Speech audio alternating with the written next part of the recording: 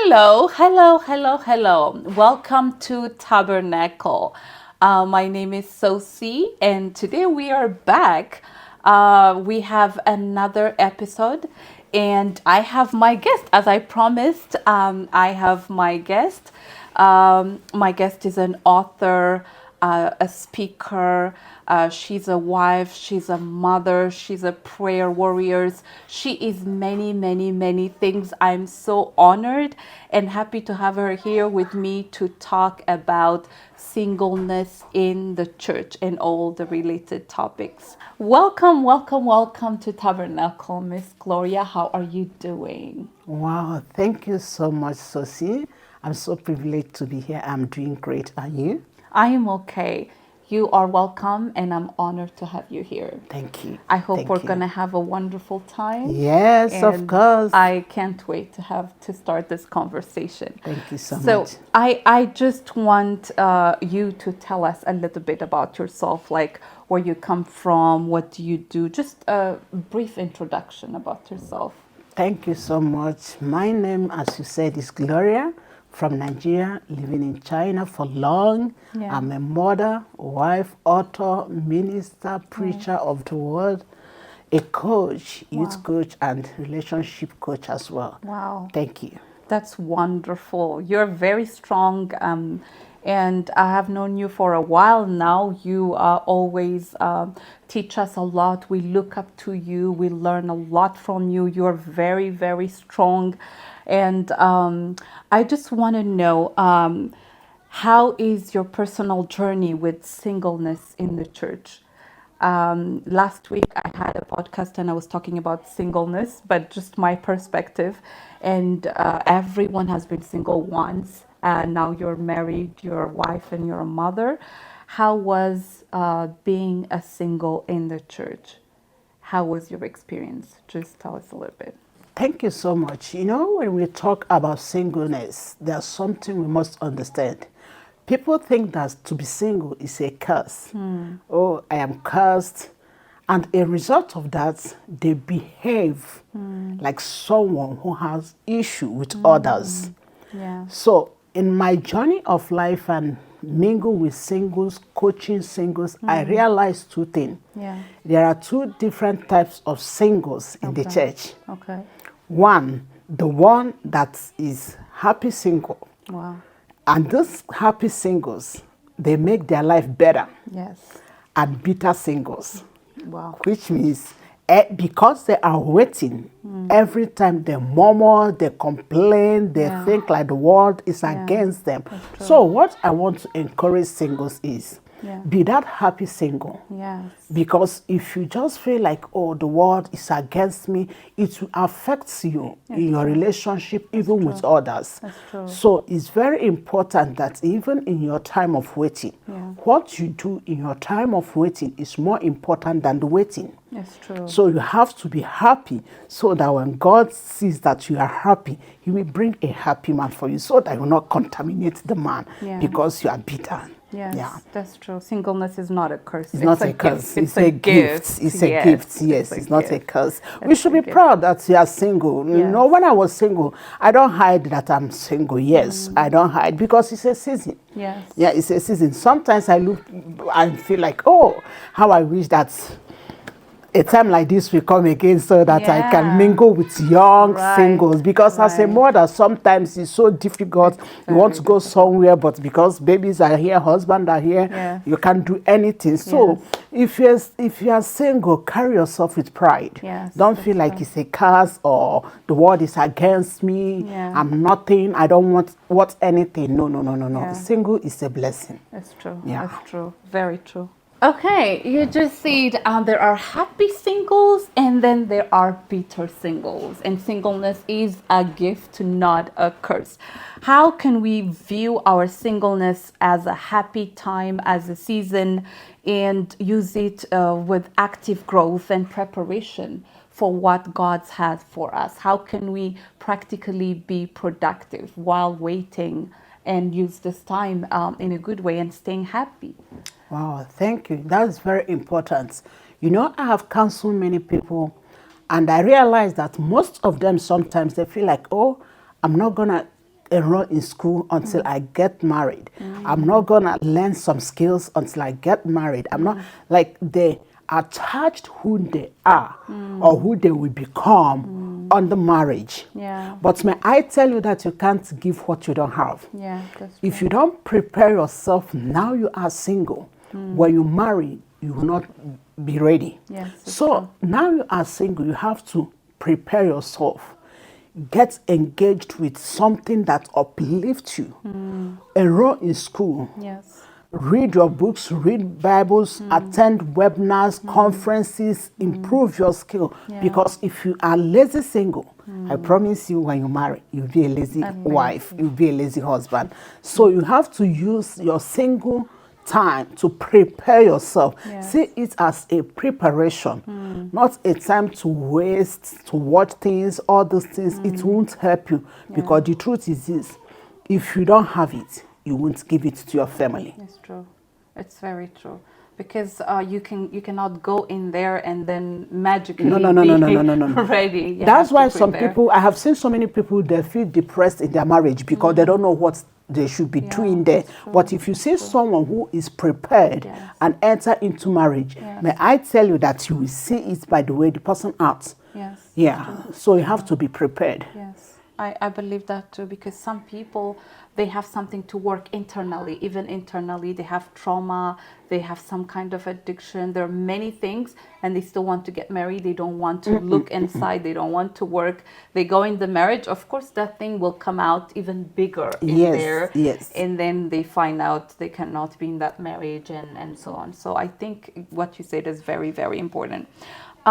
What is one thing that you wish people in the church understood about the reality of being single in the church?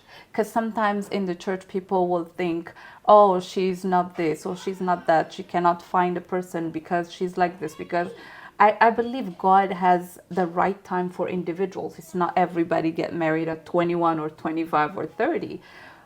What do you think is the main thing that church people should understand about singles and how singles struggle and how singles feel? Is there anything that the church has to understand or people around, Christians around, should consider? Thank you so much. This is a very important question.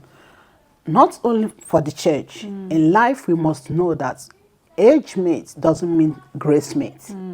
That me and you is age mates, schoolmates, doesn't mean that we will marry at the same time. No.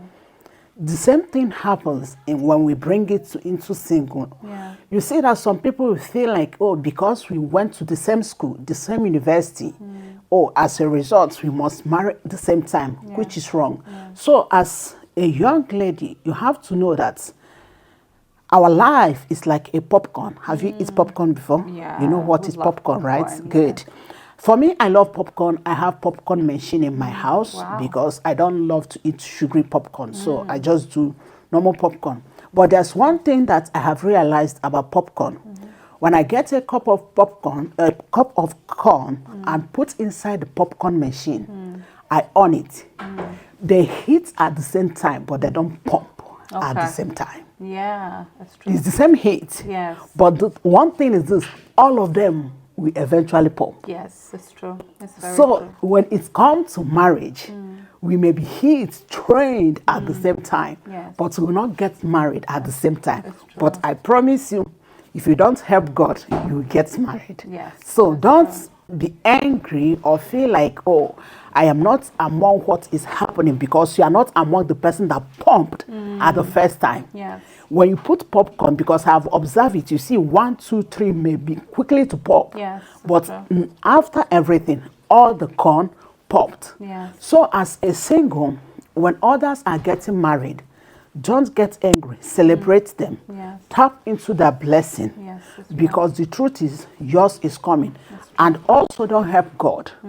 Because sometimes we feel like, oh, God is delaying. Let me do it quickly.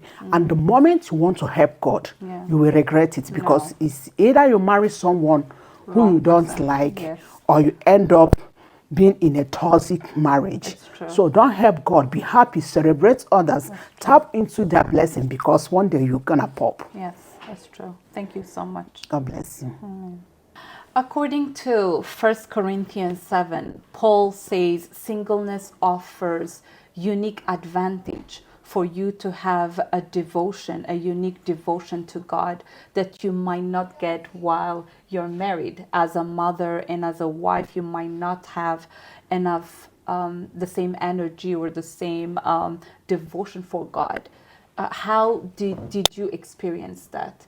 Did you have more time to spend with God, or I just want to hear your experience.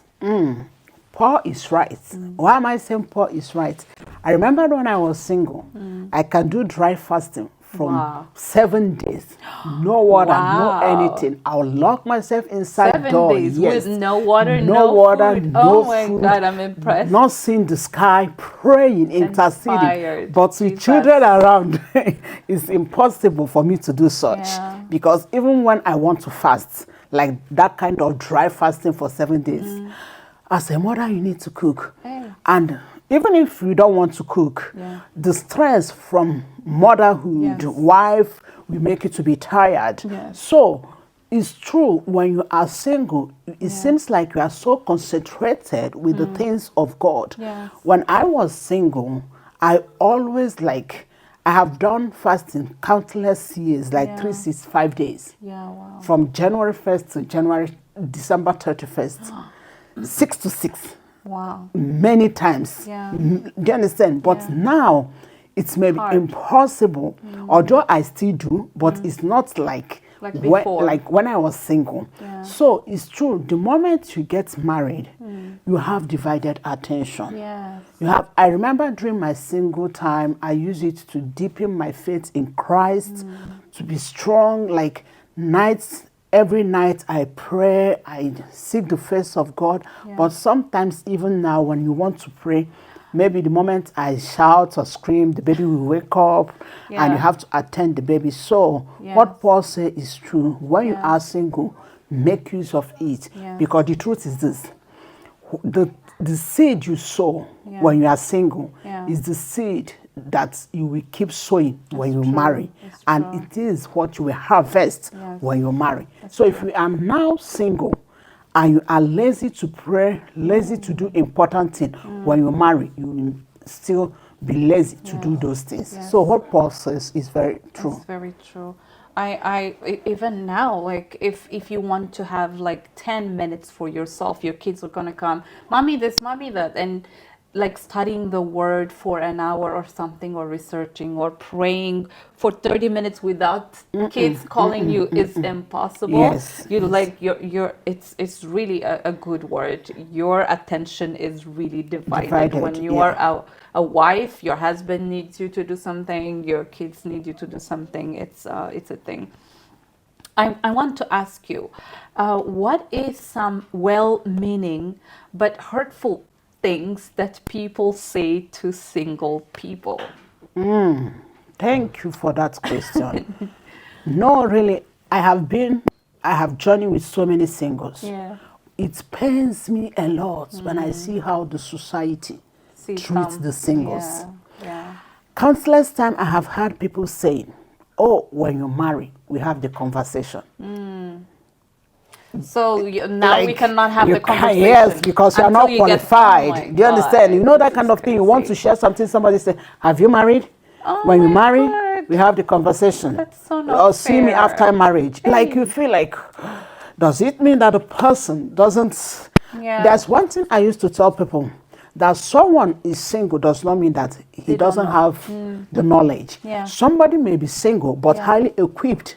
When I was single, I was highly equipped because I attend seminars, I have mentors, I read a lot of books, and I have also take care of like young ones, cousins, nephews, all this. So don't see or judge people just because of the situation they are now. Telling somebody that have a good something to share with you when you marry, we talk about it, or have you married, or this is for married people. I think it's very wrong to ask somebody, and also never you ask a single, why have you not yet married? That question if she has the answer, she could have not been single. Do you understand? Yeah, because sometimes that's people true. like, oh, are you still single? Why have you not yet married? Yeah. No. It's not a polite question to ask someone. Yeah. Or some people may say, I hope you're not selective. Of course I am. That's it. That's it. How because can you marry with anybody and that's then it. cry in the marriage? No. So those words are so hurtful. Yeah. So it's very important that anytime we are relating to single, we should count our words. Don't just say something because you may think like you are just saying it jokingly, but you are hurting the person. Yes. Yeah. Even jokingly, that's not good. That's Don't say not- hurtful things exactly. to singles. And everybody have been single. So when they get married, I think they forgot it because That's not everyone got married young. They also waited. But so. don't count them out from Yeah, experience that's true. because they are still single. That someone is single does not mean that the person is not equipped. There are married people that are single people are highly equipped than they are married people. Yes. So don't count them out. I know a very good woman. I think we know her both. She wrote a book about marriage and how to find the right man. And she's single. But the book is very, very good book. It's just like it's not the season. It's not the right time to find him. It doesn't mean she doesn't know. We all read books and there are many ways we can know. Even the Bible teaches us a lot about marriage and so on. So we might know, but the person might not be ready to find us, right? So we have to be careful. Thank you so much. I hope you've been blessed until now. I hope you liked this video and all the conversation. I hope you can relate. But we're going to continue this conversation next week. If you like it, if you can relate to it, please stay tuned. Wow, thank you so much. Please don't forget to subscribe. What did I say? Don't just subscribe, like this video, hit the notification button to know when the part 2 drop. God bless you.